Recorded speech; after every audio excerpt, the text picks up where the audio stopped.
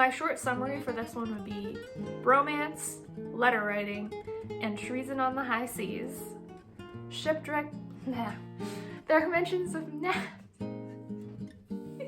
What makes this series so dang cozy? The execution.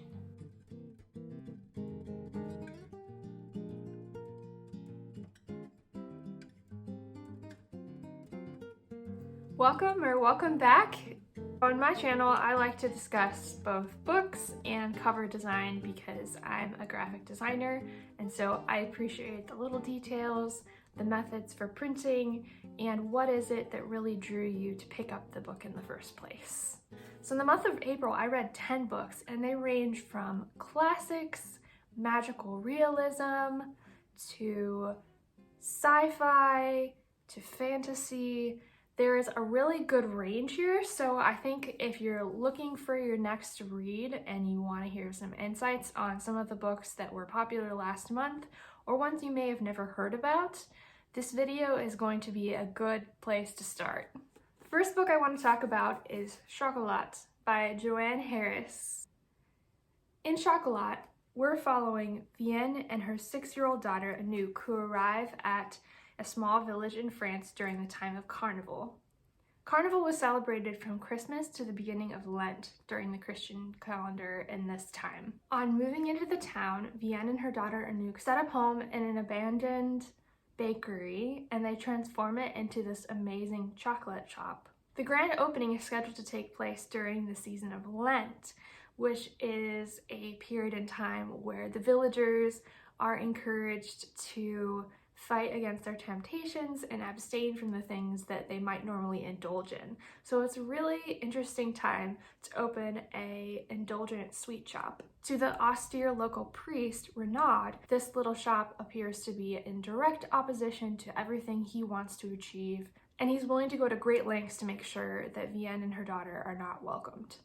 The absolute best part of this novel is the way that Vienne builds trust with the people of the village, many of whom have been overlooked or abused, and her little chocolate shop becomes a shelter for them, where they not only come for sweet hot chocolate and a sympathetic ear, but are loved in a magically transformative way. My short review for this one would be, it's Mary Poppins, the kids are adults, and the parents are a tyrannical priest. My pro tip would be to read this during Easter week, which I did, and I thought it was really cool because the timeline aligns with what is happening in the book, and there's lots of chocolate around during Easter. But if you're planning to pick it up soon, just make sure you're prepared. Stock up on some hot chocolate ingredients so you're ready to make some homemade hot chocolate at home while you're enjoying this book, because I promise you are going to crave chocolate. What you can see from here is an international bestseller, and it comes to us from Germany. This is a book that really could sit on the same shelf as Chocolat, in my opinion. We have some of the same themes. It's a small village, closely knit, found family feelings, and a light sprinkle of magical realism. The story opens when an older woman in the village, Selma, has a dream about an okapi.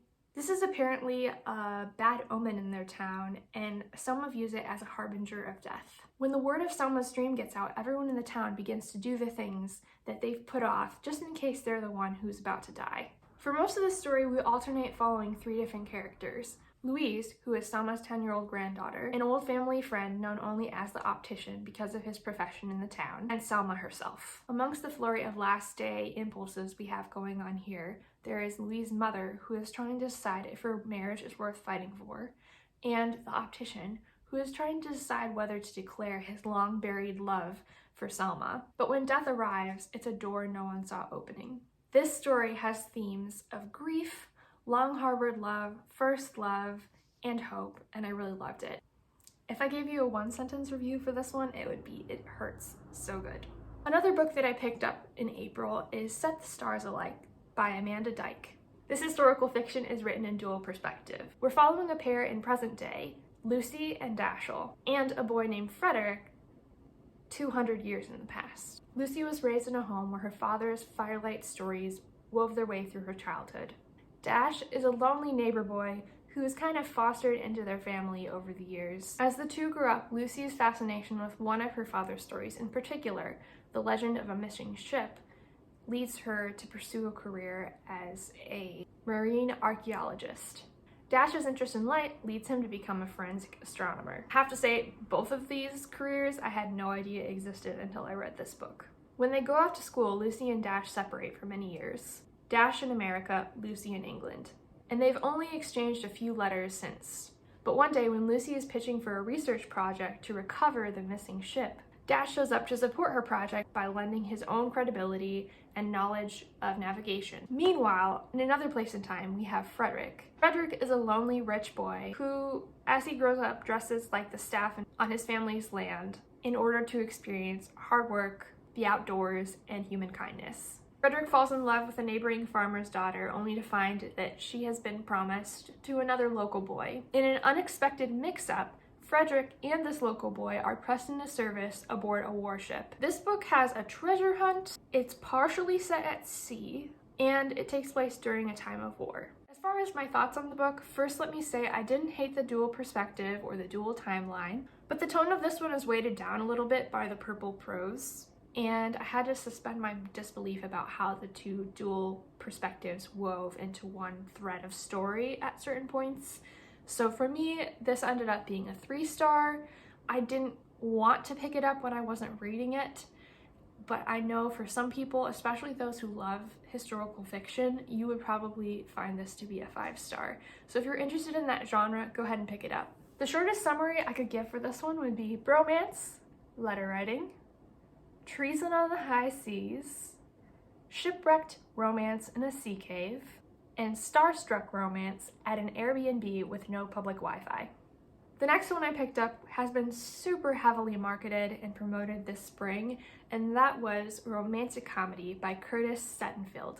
It was the pick for both Book of the Month and Reese's Book Club. I happened to luck out and I got a library copy. This book answers the hypothetical question, what if one of the writers on SNL fell in love with the guest musician that week? First off, I devoured the setup for our main character Sally and Noah's romance. I liked the behind the scenes insight into how the sketches come together for a week of a late night comedy show. I love that kind of thing. Anything that is written about writers, I really like to get into. In fact, I'd save this book to my TBR because we have a female writer who's the lead in this story. Woohoo! One of Sally's script pitches for the week that Noah is visiting is the idea that unattractive men can get in relationships with hyper-attractive women, but it doesn't work the other way around. Everything boiled over in the third act breakup for me. Sally's personal insecurities about her attractiveness and her worthiness as a partner are weirdly tied into her star shyness with Noah, and it creeps up even after they spent some blissful weeks together. I wasn't reading this expecting they lived happily ever after in the end. It just made me kind of angry for some reason. If this were real life, Sally probably would have taken a break from Noah and their relationship just so she could see a counselor, instead of staying at a local hotel to create some space between them. All that to say, parts of this were fun, and I would maybe try another Curtis Settenfeld book, but I don't really feel like looking at her backlist. So this was 2 stars for me. The next book I want to talk about was my Book of the Month pick for April, and that was Camp Zero. My short summary of this book, which I'm going to give first, is that it's like Ducks meets Black Widow meets The Circle. And I know that's a really weird combination, but when you read this, you'll know what I'm talking about.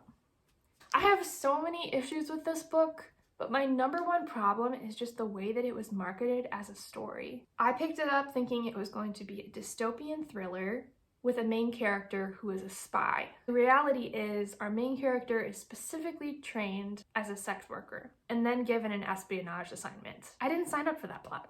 The best thing I could say about that aspect of the story was that it was very minimal. There wasn't a lot of showing, it was mostly telling in that department. Still hated it. The other issue that I had with this one is that instead of overprivilege and misogyny being traits of certain characters, it was applied to all of the male characters overall. It was implied that the reason that the world is in the state it is because of man's dominion his desire to rule over everything, and every man on earth has that desire to act that out. I love books that have powerful female characters that are rising up against oppressive systems and agendas and even people who are trash leaders. But this one just implied that all male characters are trash and they're only good for carrying on the human race. So, did not like this one at all. 1 star. Definitely my lowest rated book of the month and my lowest rated book of the month pick. The next book I read had that thrillery aspect to it, but it turned out so much better. The last time I was on a Reese's Book Club pick kick, and I was reading each of their picks each month, I picked up The Sanatorium by Sarah Pierce. And if you had told me that that 3-star read would have led up to something better, I probably would have been skeptical. After reading that one, I wasn't planning on picking up more books in the series because it was just a 3-star for me. It was just okay. It was a little more creepy than mystery, but the setting of this one is what really sold me on giving it a chance.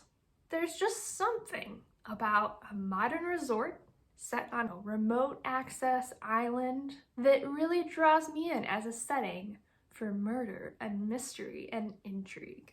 I can now say, after reading this one, I am excited to pick up the next Detective Ellen Warner book. In this one, I officially want to pick up the next Detective Ellen Warner book. Because this one is a mystery story, and I really hate when people set me up for those, I really want to go in blind. I'm not going to give away a whole lot of the plot for you guys. All I will say is that this book will check your boxes if you want short chapters that keep you turning the pages. I'm talking like 2, 3-page, maybe 4 at the max for a chapter. You're really gonna fly through this one. An ideal location that's haunted by a tragic past. A detective that isn't quite sure if she's recovered from her post-work trauma, but she's gonna do her best. And an obnoxious vacationing influencer who may or may not survive. If you like any of those elements, this thriller is going to tick your boxes. And it does it without all of the icky stuff like excessive sexual content, language, grisly murder details, etc. I gave The Retreat 3.75 stars. In order to talk about Mirror Lake by Juno Black, we have to ask the question, what makes this series so dang cozy? Here are the reasons that I think this series is so cozy. We're following caffeine-addicted animals in a walking-friendly rural town that has a coffee shop and a bookstore. We have scrumptious descriptions of how something tastes. There are mentions of naps, bubble baths, and B&Bs that have turn-down service. The overriding feeling is that no matter what happens, the central characters will be fine in the end. So you have that state of calm while you're reading each book in the series. When you're reading the Shady Hollow books, you're going to have references to classic mystery in the form of Hercule Poirot, Little Grey Cells.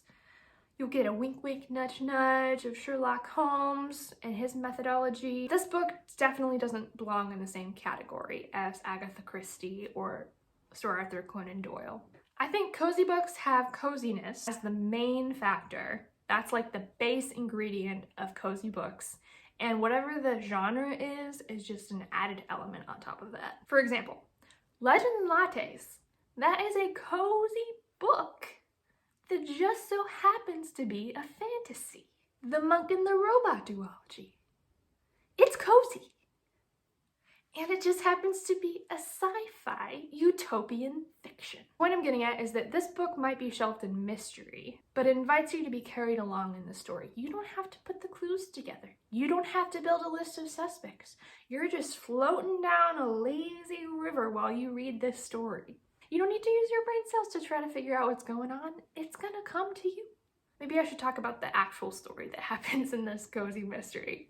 It begins with a missing person who isn't actually missing. In fact, they are still living in Shady Hollow. This missing person is a rat, and his wife, Dorothy, is the only person who insists that her beloved rat husband is in fact missing and dead.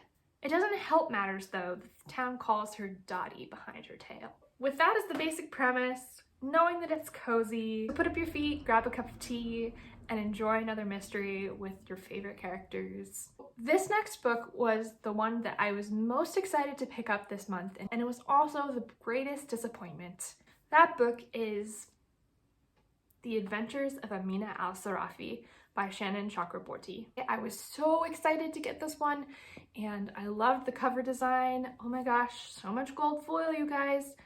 But this one just really didn't live up to the hype as far as the story went for me. So in this story, we're following Amina, as the title suggests, who has retired from her legendary career as a pirate to raise her 10-year-old daughter. But when an unexpected guest arrives and makes Amina an offer she can't refuse, Amina seeks out her loyal shipmates and sets off on one last adventure. If I could tell you what excited me about this book with just one quote, this would be it.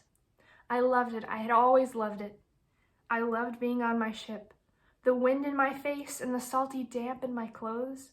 I loved taking pride in running a tight vessel and a capable crew, jesting with my companions, and rising each dawn to see a new expanse of water stretching toward the horizon. Seafaring had been stamped into my soul long ago. There was no rooting it out. Here's another one. I'm not sure I ever stopped being a Nakuda, I finally replied. Our hearts may be spoken for by those with sweet eyes, little smiles, and very, very many needs. But that does not mean that which makes us us is gone. And I hope, part of me hopes anyway, that in seeing me do this, Marjana knows more is possible. I would not want her to believe that because she was born a girl, she cannot dream. The main point of this book appears to be that women should be given the space and the limitless opportunity to pursue their own adventures. I can get behind that, but the execution. Instead of telling a story that brings Amina to shake her fears and offer that same wild independence to her daughter, we have a wild and shallow series of misadventures and a lot of telling and not showing of her supposed legendary past. Ultimately, I could picture each point of action in this book to be part of a blockbuster movie, but it was disappointing because I thought it could be so much more. Bottom line, this didn't deliver on the swashbuckling fantasy I was hoping for. It also was not a historically accurate novel. We got a lot of vocabulary that had lots of clear cultural significance to it, but it was so intermixed with sarcasm, swear words, and breaking of the fourth wall. You can't help but think that the research that went into this really just ended up in the glossary. Not only were some of the driving plot points out of my normal waters, some of them were just fever dream crazy. My simple summary would be, I didn't hate the characters, but the plot drove me nuts. 2.75 stars for me. The last two books that I picked up in the month of April were for the Game of Tomes read-along with Emmy from the channel Emmy and Carolyn from Carolyn Marie Reads. Let's talk about David Copperfield first, because that's the order that I picked it up in.